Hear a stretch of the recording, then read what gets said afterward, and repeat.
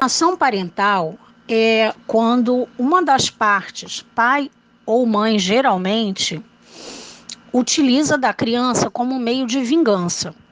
E aí, em cima dessa criança, começa a fazer uma tortura psicológica para ela apagar as lembranças que ela tem com o genitor ou com a genitora.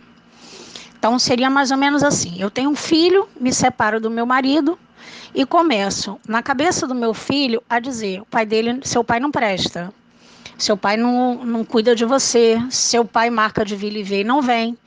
Tem gente que diz para o filho: se arruma, espera que seu pai vai vir. A criança se arruma, fica esperando, o pai nunca disse que ia, mas a pessoa começa a fazer uma campanha depreciativa do outro genitor para a criança perder o contato e odiar aquele genitor. Então, o que acontece? Isso aí, reiteradas vezes, isso é uma violência cometida. E praticada reiteradas vezes, isso causa o que se chama de síndrome da alienação parental, que traz uma série de problemas psicológicos para a criança. Quando isso ocorre, existe a lei da alienação parental, e essa lei protege a criança e a outra parte, a que está sendo alienada, né? Então, o que acontece? Existe agora um entendimento recente de que cabe até pena de prisão para quem cometer esse tipo de crime, porque isso é um abuso e é um crime.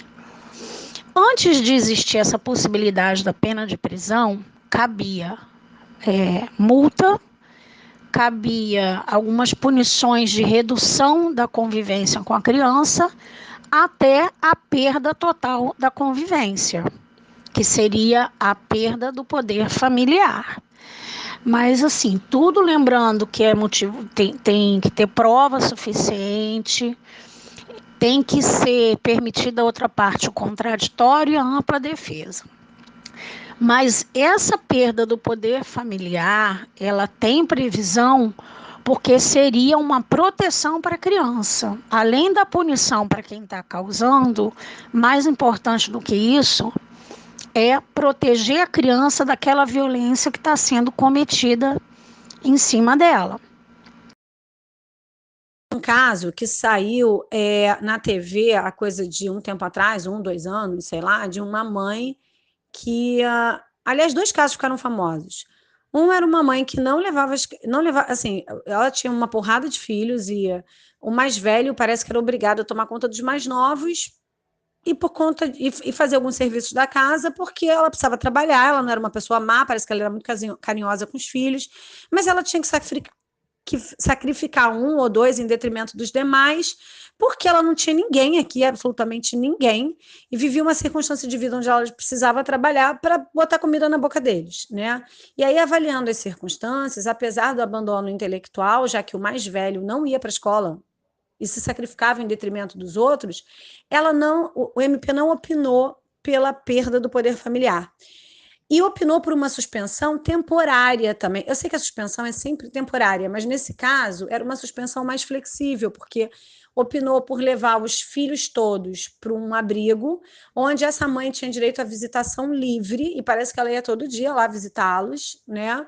E inseriu ela num programa social, não só para ela ter uma assistência psicológica e psicossocial, no sentido de entender a necessidade e a importância da escola para todos os filhos, inclusive o maior, como inseriu também ela num outro tipo de programa, que eu não sei o nome, onde ela, a partir desse outro programa, ela conseguiu ter algumas outras oportunidades de emprego, aprender um ofício, algo do tipo, entendeu? E aí, assim que ela arrumou um emprego onde ela pudesse pagar alguém, né, ou uma creche local ali, ou até inserir os filhos, ter condição de inserir os filhos numa creche local ali, não sei se ela não sabia ler e escrever, não sei por que ela não inseriu os filhos numa creche local, enfim, só estou te dando um exemplo para você entender que as coisas são ponderadas na aplicação dos artigos. E assim que ela melhorou um pouquinho, eles tiraram as crianças do abrigo e as crianças retornaram para a mão dela, entendeu? Uma outra situação que também ficou famosa, coisa de uns anos atrás, foi uma mãe que acorrentava um bebê, cara, de 2 anos ao pé da cama para poder trabalhar um período do dia. E deixava ali próximo, como se fosse cachorro, comida, água e tal. Por pior que seja, né, e que pareça, a investigação do MP e do juiz levaram a concluir que aquela mãe fez o que fez, porque dentro das circunstâncias e do ponto de vista dela, pela maneira como ela foi criada, pela falta de estudo, pela ignorância dela, era a única coisa que ela achava de melhor para o filho.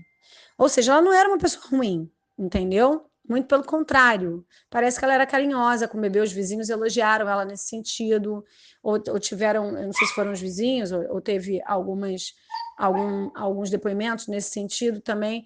E aí, mais uma vez, o MP opinou não pela perda do poder familiar, mas pela suspensão, e aí levaram a criança para um abrigo. Ela não tinha uma visitação livre, mas ela tinha uma visitação fiscalizada por um tempo, e com o tempo isso acabou cessando. A primeira coisa assim que a gente ouve, e de textos que eu já li, e de eventos que eu já fui e participei de grupos de trabalho discutindo isso, é um problema de uma certa confusão que se faz entre os requisitos para alguém ter, né, perder o poder familiar em definitivo.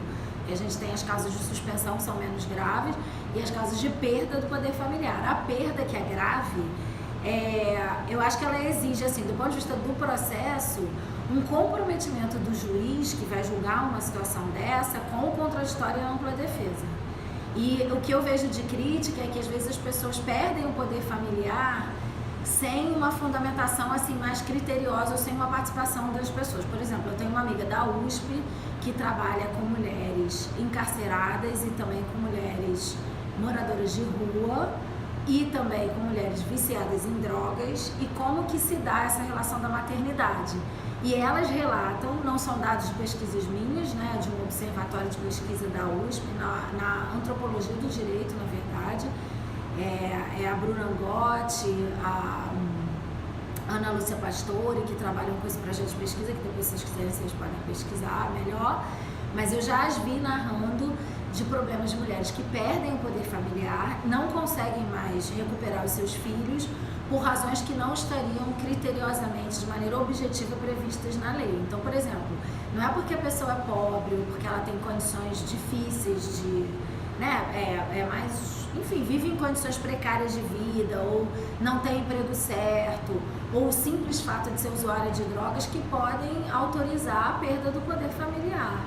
Né? E às vezes acontece de haver uma confusão e uma subjetividade na análise desses casos, e especialmente uma dificuldade de acesso à justiça dessas mães que perdem o poder familiar sem uma participação mais plena no contraditório, na ampla defesa desses processos, e sem um acesso adequado à justiça. Às vezes não tem advogados, enfim, não tem defensores públicos que possam atuar em todas essas situações, e elas contam e narram situações em que simplesmente os filhos dela foram tirados delas sem um contraditório efetivo e sem uma participação no processo. A justiça é cara, a defensoria pública agora que tem em todos os estados do Brasil. Aqui no Rio é até uma defensoria muito forte, mas não tem condições de atender a quantidade de pessoas que necessita desse acesso à justiça, além da compreensão sobre o que está acontecendo. Então eu imagino que deva haver situações dramáticas assim de perda do poder familiar sem um critério assim de ampla defesa e contraditório, que eu acho que deve ser muito importante nesse tipo de processo, né?